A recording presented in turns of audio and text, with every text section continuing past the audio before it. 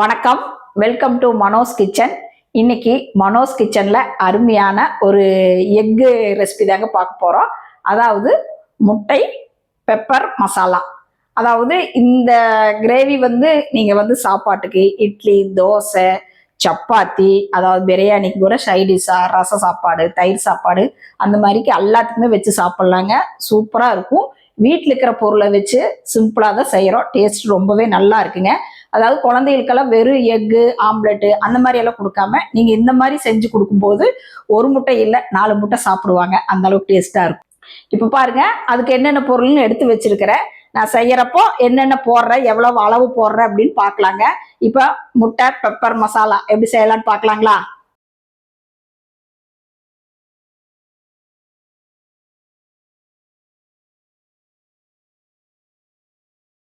இப்போ பாருங்க, நாம அடுப்பு பற்ற வச்சு ஒரு வடக்கல் வச்சுட்டோம். வடக்கல் சூடானதுக்கப்புறம் எண்ணெய் ஒரு 2 டேபிள் ஸ்பூன் ஊற்றிக்கலாங்க.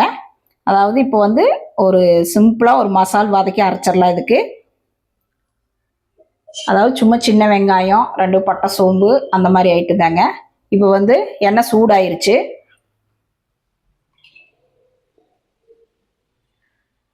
இதுக்கு சின்ன வெங்காயம் ஒரு 10-15 சேர்த்துக்கலாம்.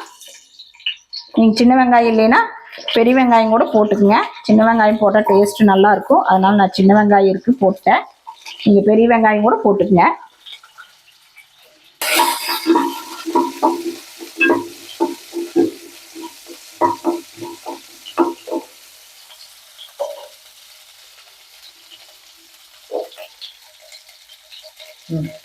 இப்போ பாருங்க, அது கூட சோம்பு ஒரு டேபிள் ஸ்பூனு, சீரகம் ஒரு 3/4 டேபிள் ஸ்பூனு, கசகசா ஒரு 1/4 டீஸ்பூனு, தேங்காய் ஒரு 2 டேபிள் ஸ்பூனு, மிளகு ஒரு 1/2 டீஸ்பூனு, ஒரே ஒரு பட்டை பெருசா, அதாவது 2 கிராம்புங்க, 2 காஷ்மீரி சில்லி. இதையும் போட்டுக்கலாம். எல்லாத்தையுமே ஒட்டுக்கா போட்டு நல்லா ஒரு வணக்கிடலாங்க.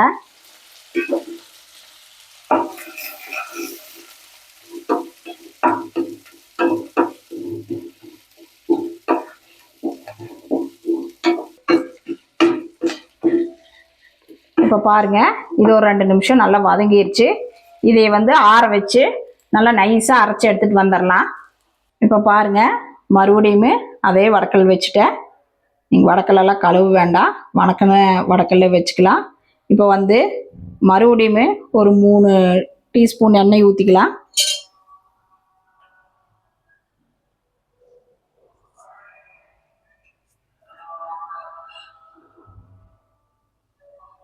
இப்போ பாருங்க, எண்ணெய் சூடாயிருச்சு. பெரிய வெங்காயம் ஒரு சின்னதாக இருந்து ஒரு 2 சேர்த்து இருக்கிறேன். அதாவது நான் 4 முட்டை எடுத்துருக்கிறேங்க. முட்டை வேக வச்சு கட் பண்ணி வச்சுருக்கேன்.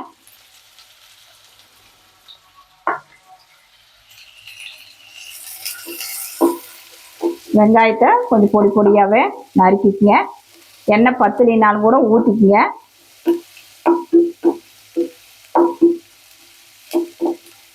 இதோட ஒரு டேபிள் ஸ்பூனு இஞ்சி பூண்டு பேஸ்ட் போட்டுக்கலாம்.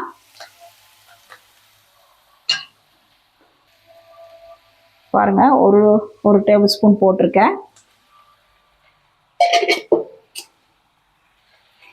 நீங்க இஞ்சி பூண்டு பேஸ்ட் இல்லைன்னா அந்த வெங்காயம்லாம் ஒரு பேஸ்ட்க்கு வதக்கணுமில்ல, அப்போ நீங்க ஒரு 5-6 பல்லு பூண்டு, ஒரு சின்ன துண்டு இஞ்சியும் கூட சேர்த்து அரைச்சிக்கலாங்க. இது பச்சை வாசம் போட்டு. இப்போ பாருங்க, இஞ்சி பூண்டு வெங்காயமெல்லாம் நல்லா வதங்கிருச்சு. அதுக்கு அடுத்தது நீங்கள் காரத்துக்கு தகுந்த மாதிரி பச்சை மிளகா ஒரு 2 சேர்த்திருக்கேன். அதோட கருவேப்பிலையும் ஒரு 5-6 போட்டுக்குங்க. அதே மாதிரி தக்காளி ஒரு சின்னதாக 2 பழம் சேர்த்திக்குங்க. நல்லா பொடி பொடியாக அரிஞ்சுக்குங்க.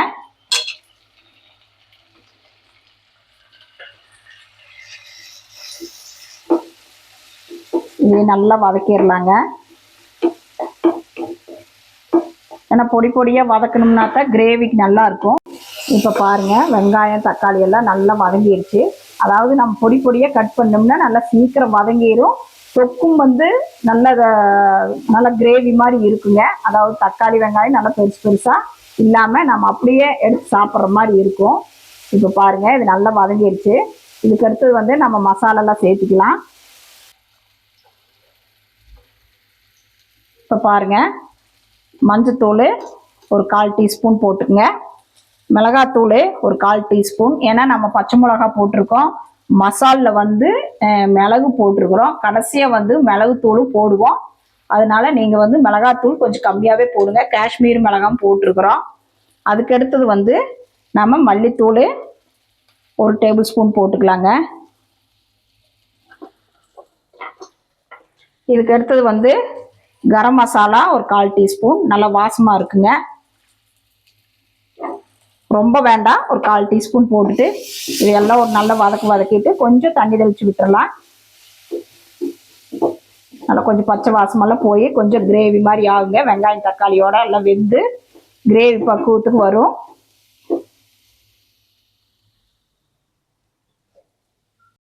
இப்போ பாருங்க இந்த மசாலா நல்லா வதங்கி நல்லா தொக்கு மாதிரி வந்துருச்சு பாருங்க.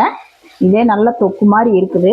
நம்ம கொஞ்சம் மசாலா அரைச்சி ஊற்றணும்னா தான் நம்மளுக்கு இன்னும் கொஞ்சம் நிறையா கிடைக்குங்க. அதனால தான், இல்லாட்டி இது முட்டையை போட்டோம்னா ஒன்றுமே இருக்காது தொட்டு சாப்பிட்றதுக்கு. இப்போ பாருங்க நல்லா எல்லாமே சுண்டிருச்சு.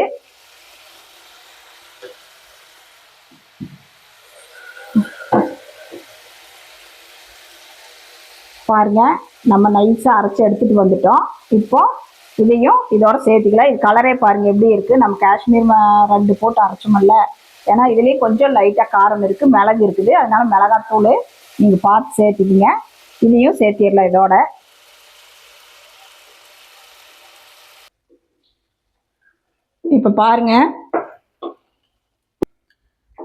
இப்போ பாருங்க நம்ம கொஞ்சம் ஜார்லியும் தண்ணி ஊற்றி இதோட சேர்த்திட்டோம். இப்போ வந்து இதுக்கு வந்து தேவையான அளவு உப்பு சேர்த்திடலாம். இந்த மசாலா முட்டைக்கு சேர்த்தி உப்பு போட்டுருங்க. இப்போ பாருங்க இதுக்கு வந்து இப்போ உப்பு சேர்த்திட்டோம். உப்பு சேர்த்திட்டு நம்ம சிம்மில் வச்சு ஒரு 2 நிமிஷம் மூடி போட்டு விட்டுறலாங்க. இது நல்லா கொதி வரட்டும். கொதிச்சதுக்கப்புறம் நம்ம முட்டையை சேர்த்திக்கலாம்.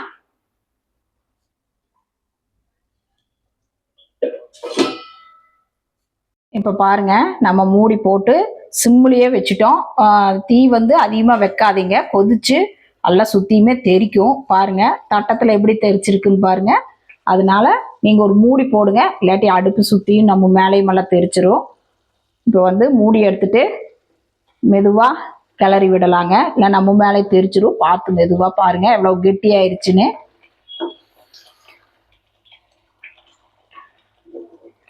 அதனால தான் அடுப்பை வந்து கம்மியாக வச்சுக்கோணுங்க இந்த மாதிரி கொதிக்கிறப்போ. இப்போ பாருங்க மசாலெல்லாம் வெந்து நம்ம அரைச்சி ஊற்றணுமில்ல, அதுவுமே நல்லா சேர்ந்து நல்லா எண்ணெய் பிரிஞ்சு வர்ற அளவுக்கு நல்லா சுண்டிருச்சுங்க. எந்த அளவுக்கு கெட்டியாக இருக்குன்னு பாருங்க. இன்னும் ஆற ரொம்பவே கெட்டியாயிரும். நம்ம இந்த பக்குவத்தில் வந்து நம்ம முட்டையை சேர்த்திக்கலாம். இப்போ பாருங்க நான் ஒரு 4 முட்டை எடுத்து வேக வச்சு தோல் உரிச்சு இப்படி கட் பண்ணி வச்சிருக்கிறேன். நீங்கள் எந்த மாதிரி வேணா கட் பண்ணிக்கங்க. முழுசாக வேணாலும் போட்டுக்கலாம், இல்லை 1/2 போட்டுக்கலாம், 1/4 எப்படி வேணுமோ அப்படி போட்டுங்க. அப்படியே முழு முட்டையை போட்டால் ஒருத்தர் ஒரு முட்டையை எடுத்துட்டா அவ்வளோதான், தீந்துருங்க. இதுனா கொஞ்சம் கொஞ்சம் இருக்கும், ஒரு 2 பீஸ் அப்படி போட்டு கூட சாப்பிடலாம். உங்களுக்கு எப்படி வேணுமோ அந்த அளவுக்கு நீங்கள் ஸ்லைஸ் போட்டுங்க. பாருங்க இந்த முட்டையெல்லாம் உள்ளே போட்டுடலாங்க. அப்படியே மஞ்சக்கருவுமே அதிலே போட்டுருங்க. நல்ல கிரேவியோட கலந்துருச்சுன்னா டேஸ்ட்டு ரொம்ப சூப்பராக இருக்குங்க சாப்பிட்றக்க.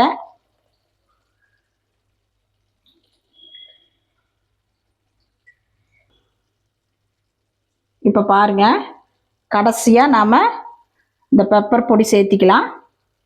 அளவாக சேர்த்திக்கங்க, ஏன்னா காரம் வந்து நம்ம மிளகா, பச்சை மிளகா இதெல்லாமே சேர்த்திருக்கிறோம். மிளகு அப்படியே கொஞ்சம் 1/2 கிலோ சேர்த்திருக்கோம். அதனால் இது வந்து அளவாக சேர்த்திங்க. ரொம்ப நைஸாக பவுடர் வேண்டாங்க. இது ஒரு 80% அரைச்ச பெப்பர் தூள் சேர்த்திங்க. பாருங்கள் இப்போ ஒரு மூடி போட்டு ஒரு 2 நிமிஷம் வச்சிடலாம். இப்போ பாருங்கள் மூடி போட்டு 1 நிமிஷம் விட்டோம். இப்போ பாருங்கள் எவ்வளோ கெட்டியாயிருச்சு. அப்படியே பெப்பரு முட்டை எல்லாமே கலந்துருச்சுங்க. இப்போ மெதுவாக கலக்குங்க.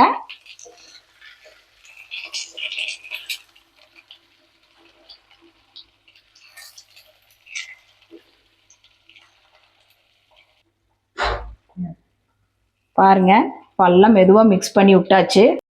இப்போ பாருங்கள் நம்மளுடைய முட்டை பெப்பர் மசாலா ரெடி ஆயிடுச்சு.